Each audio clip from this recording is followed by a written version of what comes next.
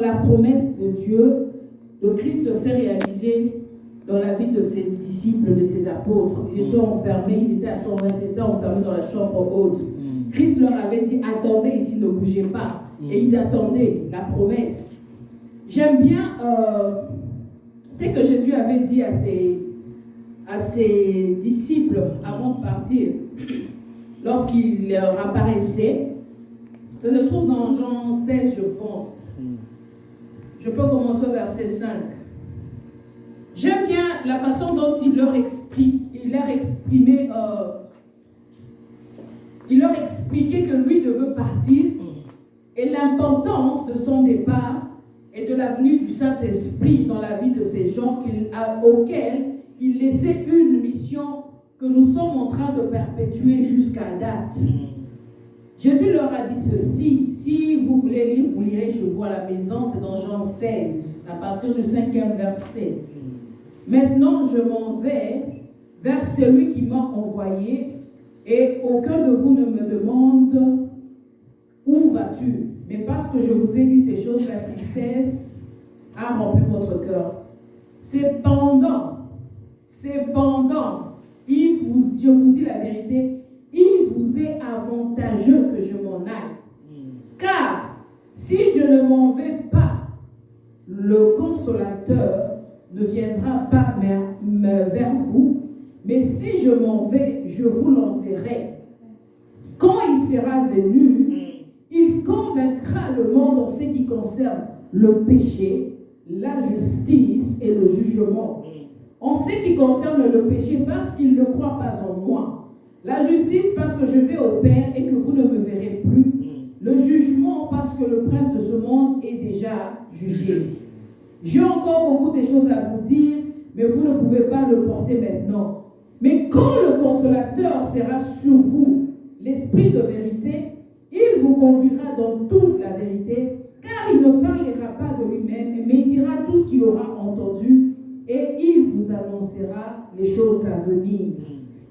Il me glorifiera parce qu'il prendra de ce qui est à moi et vous l'annoncera.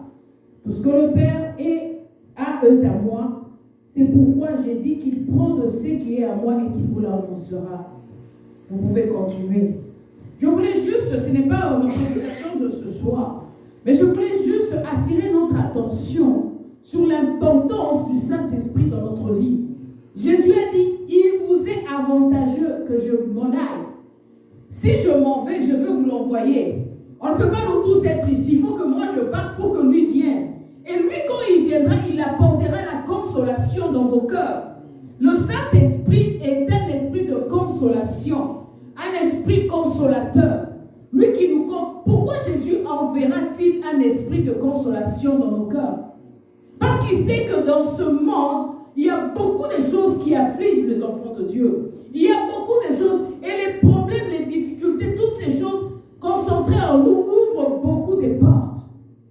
Et ces portes nous empêchent de nous approcher de Dieu, et ils donnent accès à l'ennemi dans notre vie. C'est pourquoi nous avons besoin du consolateur, afin que quand le consolateur sera venu, il nous enseignera, il nous apprendra, il nous dira même ce que Jésus ne nous a pas dit. Il a dit, il vous montrera des choses cachées, il vous enseignera. Moi, si je vous le dis comme ça, vous n'allez pas le supporter. Mais l'Esprit de Dieu, quand il viendra sur vous, il vous enseignera des choses que vous pourriez maintenant supporter. Parce que lui sera le consolateur. Il aura un effet catalyseur. Il aura un effet d'apaisement. Il aura un effet d'enlever l'agitation. C'est dans la tranquillité et dans le silence que l'Éternel agit dans nos vies. Quand nous sommes dans l'agitation, Dieu n'agit pas. Parce que nous ne comprendrons même pas que le Seigneur est en train de faire quelque chose. C'est pourquoi il nous dit que c'est dans la tranquillité que tu comprendras l'action de Dieu. Regarde souvent quand tu as une situation qui te dérange. Tant qu'elle te dérange, bien aimé, tu n'as pas de solution. Mais le jour où tu vas te décider, tu dis, ok, c'est bon Seigneur, j'accepte. Fais comme tu veux. Je me soumets à ta voix. C'est alors que tu commences à constater que l'action du Seigneur commence à agir dans ta vie. Dans le silence, le Saint-Esprit vient nous apaiser. Il a une place très importante dans notre vie. Mais nous voulons faire par nous-mêmes. Nous avons célébré la Pentecôte. La Pentecôte, c'est le début de l'Église. La Pentecôte, Pentecôte, c'est le début plutôt de l'église du Seigneur. Parce que quand ils ont été remplis de l'Esprit, on nous dit, ils ont parlé de longues nouvelles. Bien-aimé, on nous dit que eux qui étaient enfermés pendant autant de jours, ils sont sortis. Pierre qui avait fui devant une femme. Pas des femmes, mais une femme qui a fait fuir Pierre.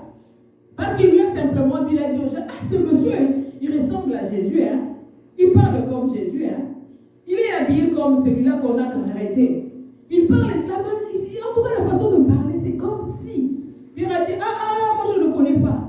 Puis il a fui devant une seule femme. Mais ce jour-là, quand le Saint-Esprit était descendu sous les 120 dans la chambre haute, on nous dit que Pierre est sorti, il a prêché des milliers de personnes. Et ces jours-là, il y a des milliers de personnes qui se sont converties et qui sont venues à Jésus. Il n'a plus eu peur des Romains, il n'a plus eu peur des policiers, il n'a plus eu peur des femmes, il n'a plus eu peur des hommes. Il s'est levé, il a confessé Jésus-Christ, celui-là que vous avez tué, celui-là que vous avez cloué à la croix, il est mort, mais aujourd'hui, il est ressuscité, il est vivant. L'Esprit de Dieu, quand il vient en nous, il a un travail à faire. Mais laissons-lui le temps de faire son travail. Nous voulons faire tout le temps par nous-mêmes.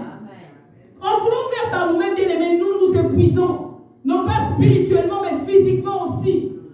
Non pas physiquement, mais émotionnellement aussi. Nos émotions entrent dedans. Seigneur, j'ai fait ça pour cette œuvre. J'ai fait ce qu'il fallait faire, mais je ne vois pas les résultats. Je me suis battu, j'ai jeûné, j'ai prié, je fais ça. Mais parce que tu penses que c'est toi qui l'as fait. Pour la situation de mon enfant, Seigneur, j'ai prié, j'ai jeûné, j'ai conseillé, j'ai tapé, j'ai crié, j'ai fait tout ce qui était humainement possible. Mais sa situation ne change pas. Parce que tu penses que c'est toi qui changes les situations. Or, la parole de Dieu nous dit, quand tu vas dans la Genèse, on nous dit que au commencement, l'Esprit de Dieu planait sur le chaos. Il y avait le chaos, il y avait les eaux, c'est l'Esprit de Dieu qui plane sur le chaos de nos vies, bien-aimés dans le Seigneur. Tant que nous ne laissons pas l'Esprit de Dieu, et Dieu dit, il sépara les eaux de la terre, que les choses commençaient à être ordonnées. Lorsque l'Esprit de Dieu planait sur les eaux, et Dieu commença à parler, et cela se fit par l'Esprit de Dieu. Alléluia. Amen. Nous devons comprendre une chose. Celui qui vient mettre de l'ordre dans nos foyers, c'est le Saint-Esprit. Yes. Parce que le Saint-Esprit sait apaiser les esprits. Tu rencontres un bandit et une bandite qui se marient. C'est la guerre à la maison tout le temps. Parce que celui-ci monte, celui-là monte. Mais quand viendra le consolateur, quand vous laissez la place au consolateur, il va baisser les choses. C'est parce que nous voulons faire les choses par nous-mêmes. Nous voulons changer les hommes par nous-mêmes. Est-ce que nous avons fabriqué les hommes? Nous ne les avons même pas fabriqués. Même l'enfant que tu as mis au monde, est-ce que c'est toi qui l'as fabriqué? Ce n'est même pas toi qui l'as fabriqué. Parce que l'esprit qui est en lui, ce n'est pas toi qui as mis cet esprit dans cet enfant. Nous portons les fardeaux qui ne sont pas nôtres. Nous sommes chargés. Nous avons des soucis. Seigneur, j'ai fait, je ne suis plus capable. Tu fais, surtout quand tu es encore jeune, tu penses que je suis capable, je vais changer cette situation. 10 ans, 15 ans, je suis capable. Quand tu commences à vieillir, tu dis, cette situation, ça fait 20 ans que je suis en train de prier sur ça. Dieu ne peut pas laisser une situation inexaucée pendant 20 ans. Ça veut dire que pendant ces 20 ans-là, toi, tu étais en train de te charger de cette situation. C'est pourquoi tu as lamentablement échoué. Or, le Seigneur n'échoue jamais. Quand tu lui penses, tu lui donnes la chose, lâche cette chose entre les mains de Dieu. Je ne peux pas venir te confier je prends un exemple, je prends cette bouteille d'eau. Je donne au pasteur, je dis, garde-moi ça. Puis moi, je me déplace, je veux peut-être au Mexique. Mais arrivé au Mexique, je suis ma bouteille d'eau, ma bouteille d'eau, ma bouteille d'eau. Oh, je ne sais pas s'il a laissé ça dans l'autobus. Je ne sais pas si aujourd'hui il a même regardé cette bouteille d'eau. Si c'est dans l'auto, il fait chaud. Bien aimé, les choses que je suis parti faire au Mexique, je ne veux même pas les faire. Parce que mes pensées seront sur ma bouteille d'eau. Yes. Je ne vais pas le faire. Nous passons à côté de la vie que Dieu nous a donnée. Nous passons à côté de la joie de la vie que Dieu nous a donnée. Pourquoi? Parce que nous voulons arranger les choses. Or, il y a un consolateur. Le Seigneur a dit, il a dit, il est avantageux. Imaginez, c'est que la joie qu'avaient les apôtres d'être avec Christ. Ils sortaient de l'argent dans les poissons, payaient les impôts gratuitement. Ils sortaient, disaient, multiplier les pains s'est multiplié. Il y avait je ne sais pas, ils traversaient sur l'eau, ils n'avaient pas besoin des barques. Je ne sais pas, il y avait des morts, ils disaient, allez, jeune fille, lève-toi, on s'en va. Ils trouvaient les gens malades pendant des années. Ils lui disaient, qu'est-ce que tu veux que je fasse pour toi? Il y a ceux qui étaient guéris. Ils faisaient des choses. C'est une personne comme ça qui veut partir, mais vous dites, c'est fini pour nous. Mais Jésus leur dit, il vous est avantageux que je m'en aille. Yes. Parce que celui-là qui viendra vous donnera plus que ce que moi je vous ai donné. Ça sera plus que les pieux multipliés, ça sera plus que les pains multipliés, ça sera plus que les résurrections, ça sera plus que, je ne sais pas moi, l'argent dans les poissons, ça sera plus que marcher sur les eaux, ça sera plus que, bien aimé, les tempêtes apaisées. Yes. Hallelujah. Il m'est avantageux, il vous est avantageux que je puisse partir. Ok, on le laisse partir. Jésus est parti. Mais il est parti, nous là maintenant, on pense que Jésus est avec nous, il nous a dit qu'il nous est avantageux. Mais nous pensons que nous n'avons pas besoin de cet avantage. Nous prenons cet avantage, nous le mettons de côté. Nous disons non, nous cet avantage, ce n'est pas notre problème. Je veux me battre. Seigneur, pour m'approcher de toi, les jours où je serai saint, je vais m'approcher, je vais me battre pour me sanctifier, pour venir chez toi. Il faut que je me lave. Non, ce n'est pas ton travail. Ce n'est pas ton travail, ce n'est pas ta job comme on dit. Ta job est de te soumettre à Dieu. Soumettez-vous à Dieu. La parole de Dieu nous dit, et le diable fuira loin de vous. Il nous dit de nous soumettre et de résister, lui va s'enfuir. Nous, notre job, c'est laisser le Saint-Esprit. Tu te réveilles le matin, dis-lui, Saint-Esprit, je t'abandonne ma vie. Ne le dis pas seulement avec ta bouche, mais ton cœur.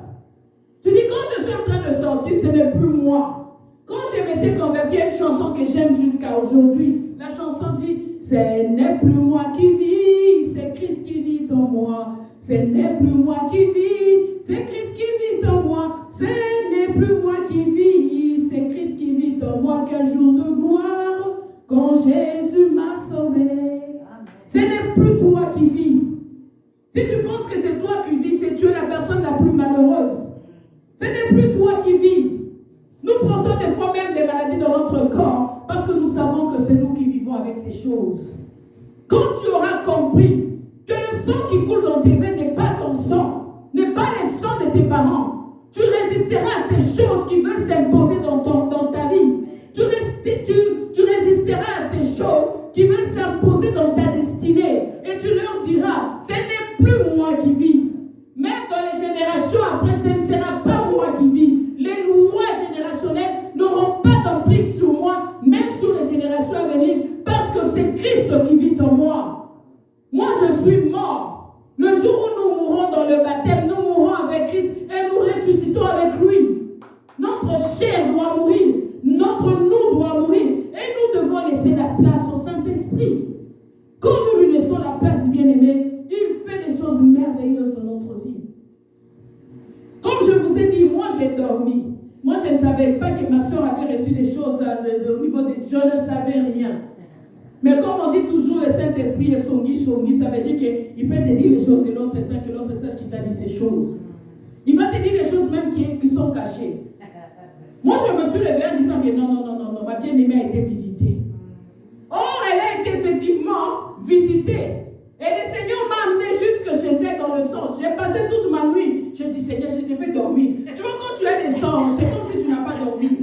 C'est comme si tu es resté, l'esprit est resté actif longtemps. Tu te réveilles, tu es toujours comme éveillé. Je dis, ah Seigneur, moi j'attends des choses, quand tu me montres les choses de José. Seigneur. Oh Jésus. Les Saint-Esprit bien-aimés te feront entrer dans les conseils de Dieu. Et les choses de la vie ne te surprendront jamais. Parce que le Saint-Esprit sera là pour venir te chuchoter à l'oreille ce qui va arriver. Même de fois, si tu n'arrives pas à comprendre ce qui va arriver, le Saint-Esprit viendra te chuchoter à l'oreille et te dire, fais attention. Fais attention à ce que tu fais. Fais attention. Si tu es toujours à l'écoute de l'Esprit de Dieu bien-aimé, le Saint-Esprit viendra et il te parlera de toutes ces choses. Il te dira, bien-aimé, je me dis toujours l'avantage de collaborer et de coopérer avec le Saint-Esprit, c'est quoi? C'est que j'ai un projet pour Précieuse. parle, on dit on va faire du bien à Précieuse, on va lui acheter une voiture. Précieuse a besoin d'une voiture. Moi peut-être j'ai entendu qu'elle avait besoin d'une voiture. J'ai dit à son père, on va lui acheter une voiture. Advenant que moi je ne suis pas là, il est avec son père. On se parle, on dit on va lui acheter une voiture. Or moi je suis le Saint-Esprit, son père est peut-être Dieu. Ça veut dire que son père n'est pas présent avec lui, moi je suis présente avec lui. Moi je communique avec lui. Elle lui dit, maman, elle s'inquiète pour la voiture. Or moi je sais déjà que la voiture est dans notre programme. C'est que moi je vais commencer à lui dire, non, apaise-toi, c'est un petit problème. T'inquiète pas de ça. C'est ça le travail du Saint-Esprit dans notre vie, quand nous lui laissons la place. Et il va te chuchoter à l'oreille, demande, continue à demander, parce que c'est déjà sur la table. Tu seras convaincu qu'il faut que tu continues à prier pour la chose, à demander. Puis je vais dire à Précieux, appelle ton père, tu verras, il va te donner. Je ne vais pas lui dire que c'est dans notre programme de lui donner. J'aimerais que Précieux exerce cette confiance qu'il a envers ses parents. Je continuerai à lui dire, oui, vas-y, demande. Vas-y, appelle-le, demande. Puis elle va appeler, puis un jour elle va dire, ok, va dans ton compte, j'ai mis de l'argent, va payer ton auto. C'est comme ça que ça se passe avec le Saint-Esprit. Il connaît tout. Il connaît ce que le projet. Tu vois quand Dieu dit que je connais le projet que j'ai formé pour vous. Projet de bonheur et non de malheur. Le Saint-Esprit connaît tous ces projets-là. C'est pourquoi Jésus a dit, il vous est avantageux que moi je m'en aille. Parce que lui va vous donner des petits secrets là. En vous disant, non, toi tu pries pour la voiture rouge, au ciel c'est la voiture verte qu'on fait pour toi. Mais le Saint-Esprit va venir te dire, arrête avec rouge, commence à vert. Tu sens quelque chose qui dit, j'ai peur, vert. Ce n'est pas toi, c'est le Saint-Esprit. Si tu développes cette intimité avec lui, il te fera entrer dans le conseil céleste. Tu apprendras des choses même, tu dors comme ça, on te montre des choses. Parce que tu lui auras laissé la place, bien-aimé dans le Seigneur. Oh Jésus, ce n'était même pas ma prédication de ce soir. Nous allons lire ma prédication de ce soir. Le livre d'Ézéchiel. Nous prenons Ézéchiel. Oh Seigneur, Dieu est bon. Ézéchiel quoi, maman? Nous prenons Ézéchiel 37. 35. Non, 37. Quel verset? Le premier verset au 14e verset. Je lirai pour qu'on puisse gagner le temps. Ézéchiel 37. Nous lisons au nom du Seigneur. Vous y êtes? La main de l'Éternel fut sur moi, et l'Éternel me transporta d'esprit et me déposa dans les milieux d'une vallée remplie d'ossements. Il me dit, passe auprès d'eux, tout autour. Et voici, ils étaient fort nombreux à la surface de la vallée, et ils étaient complètement secs. Il me dit, fils de l'homme, ces os pourront-ils revivre? Je répondis, Seigneur l'Éternel, Éternel, tu le sais. Il me dit, prophétise sur ces eaux et dis-leur, ossements desséchés, écoutez la parole de Dieu, la parole de l'Éternel. Ainsi parle le Seigneur l'Éternel à ces eaux. Voici, je vais faire entrer un esprit, en vous un esprit, et vous vivrez. Je vous donnerai des nerfs, je ferai poindre sous vous de la chair, je vous couvrirai de peau, je mettrai en vous un esprit, et vous vivrez. Et vous saurez que je suis l'Éternel. Je prophétisais selon l'ordre que j'avais reçu. Et comme je prophétisais, il y eut un bruit. Et voici s'est fit un mouvement, et les eaux s'approchèrent les uns des autres. Je regardais, voici, il leur vint des nerfs, la chair crue et la peau, les couvrit par-dessus, mais il n'y avait point en eux l'esprit. Il me dit, prophétise et parle à l'esprit. Prophétise, fils de l'homme, et dis à l'esprit. Ainsi parle le Seigneur l'Éternel. Esprit vient de 4 vents, souffle sous ses morts, et qu'il revive. Je prophétisais selon l'ordre qu'il m'avait donné, et l'esprit entra en eux. Ils reprirent vie, et ils se mirent sur leurs pieds. C'était une armée nombreuse, très nombreuse. Il me dit, fils de l'homme, ces eaux, c'est toute la maison d'Israël. Voici, ils disent, nos eaux sont desséchées, notre espérance est détruite, nous sommes perdus. Prophétise donc et dis-leur, ainsi parle le Seigneur l'Éternel. J'ouvrirai vos sépulcres, je vous ferai sortir de vos sépulcres, ô mon peuple, et je vous ramènerai dans le pays d'Israël. Et vous saurez que je suis l'Éternel lorsque j'ouvrirai vos sépulcres et que je vous ferai sortir de vos sépulcres, ô mon peuple. Je mettrai mon esprit en vous et vous vivrez. Et je vous rétablirai dans votre pays. Et vous saurez que moi, l'Éternel, j'ai parlé et agis, dit l'Éternel. Amen. Amen. Que le Seigneur bénisse sa parole. Alléluia. Bien aimé, j'espère que une fois dans notre vie, nous avons lu ces passages. Parce que tout le monde, je pense une fois, nous l'avons lu. Lorsque le Seigneur a dit à Ézéchiel, va à telle place, il a vu des os, des os, des os, des os. C'était comme, c'est pas moi un endroit où il y a eu une guerre. Il y avait beaucoup d'os, de tout, les fémurs, les crânes, tout et tout. Le Seigneur lui a posé une question. Penses-tu que ces os pourront revivre? Bien-aimé dans le Seigneur, je prendrai ces os comme une situation que toi, je vais aller but là où je veux toucher. Une situation que toi, tu es en train de vivre. Ce soir, tu connais quelque chose que, humainement parlant, c'est pas possible. Humainement parlant, c'est mort. Humainement parlant, c'est pas faisable. On t'a déclaré, non, toi, tu n'auras pas d'enfant dans ta vie. On a dit que non, toi, ta maladie là, jusqu'à ce que tu prendras des pilules, jusqu'à ce que tu meurs.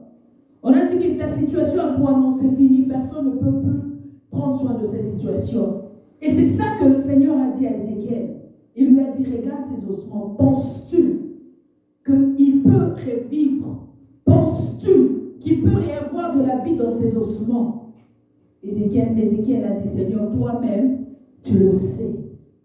Dire à Dieu que toi-même tu le sais, ça veut dire que Seigneur, c'est vrai. Je suis sûr. Parce que c'est toi qui me le demandes. C'est toi qui as fait ces gens qui sont devenus des autres. C'est toi qui connais tout et qui est capable de faire tout. Je reconnais que tu peux tout et que rien ne t'est impossible. Ézéchiel a dit au Seigneur, tu peux tout. Il a commencé, Dieu lui a dit, parle sur ces ossements. Bien aimé, nous gardons des situations dans nos vies, des années. Nous les avons inclus dans notre quotidien. Nous les avons fait comme un prolongement de notre bras. Nous les avons fait comme un prolongement de notre quotidien. Or, ce sont des ossements que Dieu voit dans nos vies et qui sait qu'en parlant sur ces ossements, ces ossements peuvent reprendre vie. Si tu parles sur, je ne sais pas moi, si tu as un esprit de vol, tu es un voleur. Bien aimé, voler, ce n'est pas seulement braquer. Il y a des gens qui sont des voleurs. Ils peuvent voler même des choses qu'on ne vole pas. Lui, il dit, je prends, mais tu voles. Tu as cette chose en toi. En prophétisant sur cette chose, tu peux sortir d'une personne voleur à une personne honnête. Ce n'est pas une personne qui doit venir piller pour toi. Et le Seigneur a dit à Ézéchiel, parle et prophétise et prie sur ces ossements. C'est à toi, bien-aimé, toi qui connais ta vie, les ossements qui ont fait des années dans ta vie, c'est à toi de parler à ces ossements jusqu'à ce que ces ossements prennent vie. Jusqu'à ce que cette situation sorte de la mort à la vie. Jusqu'à ce que cette situation change dans ta vie. Tant que cette situation n'a pas changé, bien-aimé, tu ne peux pas t'arrêter de prophétiser. Prophétiser, ça veut dire prier. Prophétiser, ça veut dire parler de la part de Dieu. Tu vas parler à cette situation jusqu'à ce qu'elle ne puisse changer. Si vous voyez le processus que cela a pris, est-ce qu'on peut me donner un peu d'air, s'il vous plaît, j'ai chaud.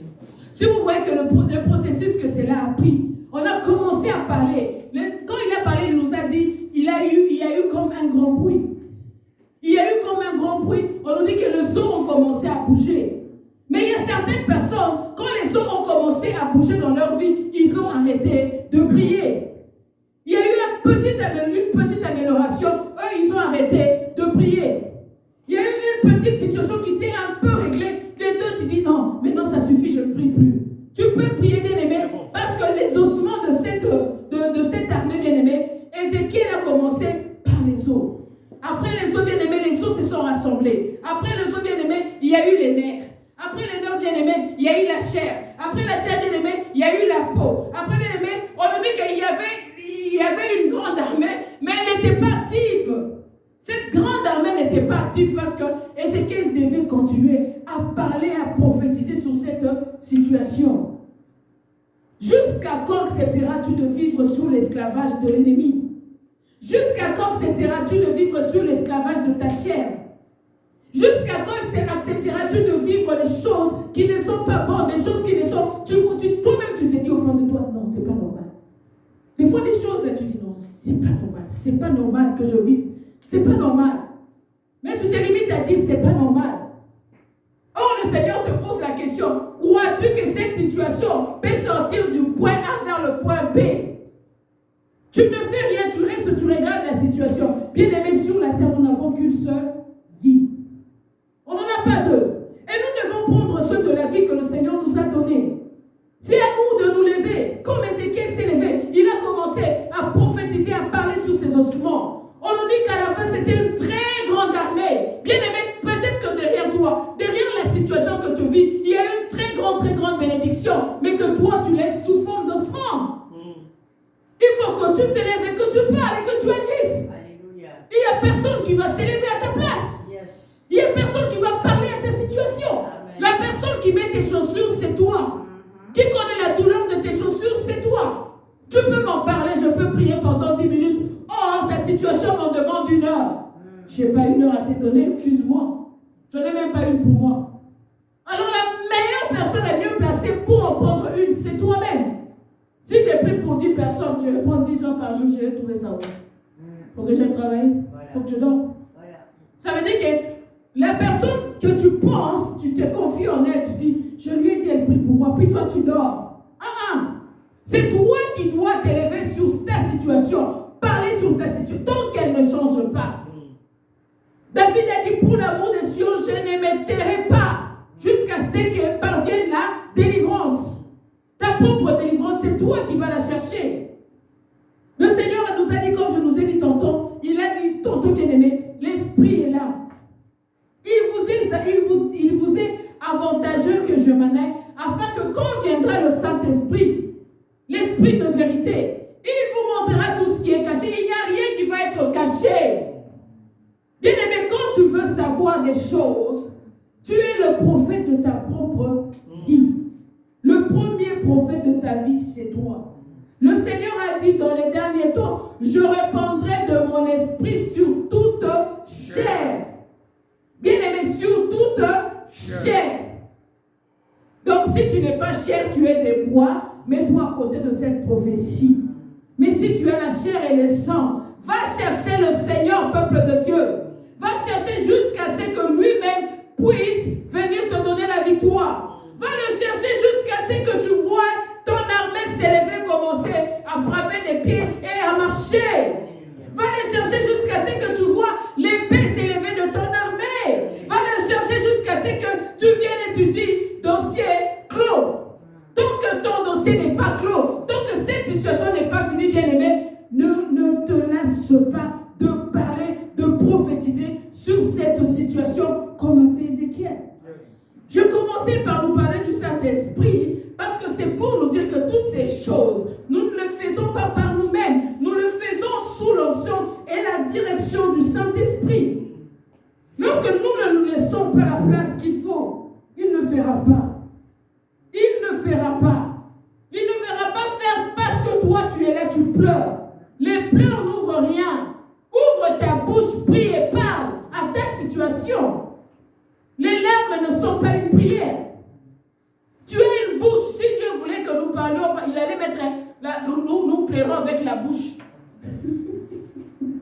Qu'est-ce que je raconte? Parce que Dieu voulait que nous parlions, que des mots sortent de notre bouche. C'est pourquoi nous devons parler à nos situations. Ne te laisse pas, bien-aimé. Ne te laisse pas jusqu'à ce que tu vois, bien-aimé, la victoire. Peut-être que tes ossements ne sont plus ossements. Peut-être que quand je te parle là, toi tu es rendu au point qu'ils ont déjà une armée, mais il manque seulement la dernière prophétie de dire que l'esprit descend en eux et qu'ils deviennent une grande armée. Il te reste peut-être juste ça pour que tu puisses entrer dans cette grande victoire. Ne te lâche pas. Ce soir, je veux te dire, peuple de Dieu, lève-toi comme Ézéchiel s'est levé jusqu'à ce que ton armée se lève et que ça soit une très grande armée.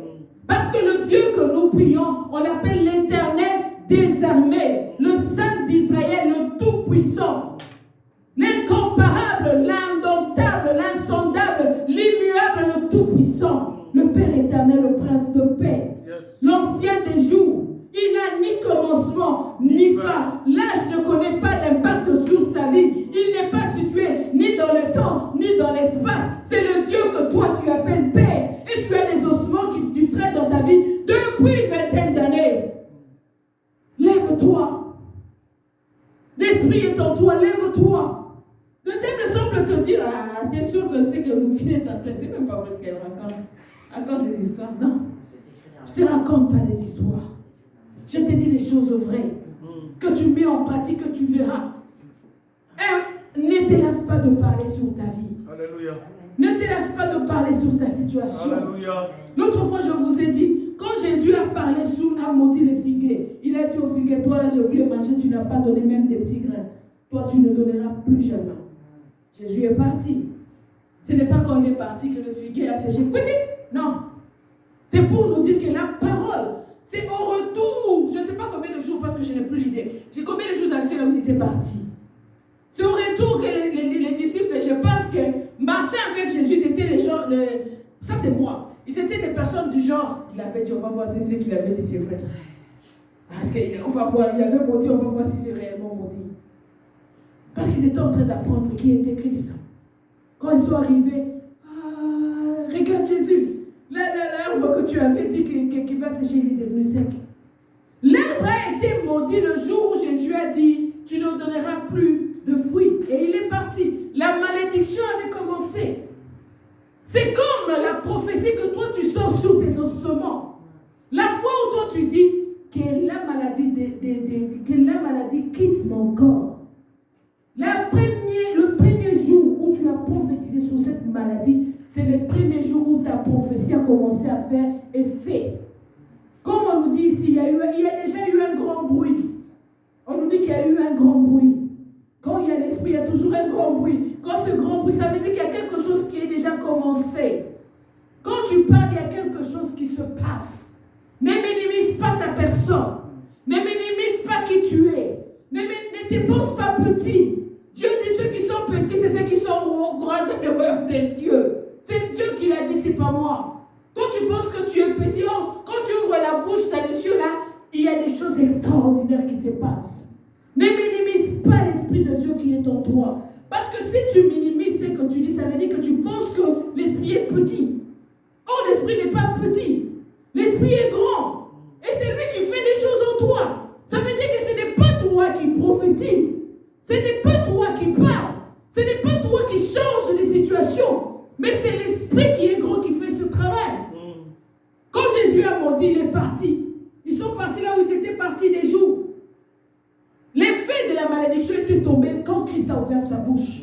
L'effet de la bénédiction tombe sur ta situation. Le jour où tu te lèves, tu commences à dire, je bénis ma vie.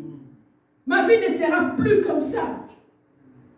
Je dis, Seigneur, comme tu as dit à Sarah l'année prochaine, à la même époque, Seigneur, ma situation ne sera plus la même. Je peux fixer Dieu dans le temps comme je ne peux pas le faire. Je peux dire, Seigneur, dans 2 mois, je ne peux pas demeurer dans cette situation. Chaque matin,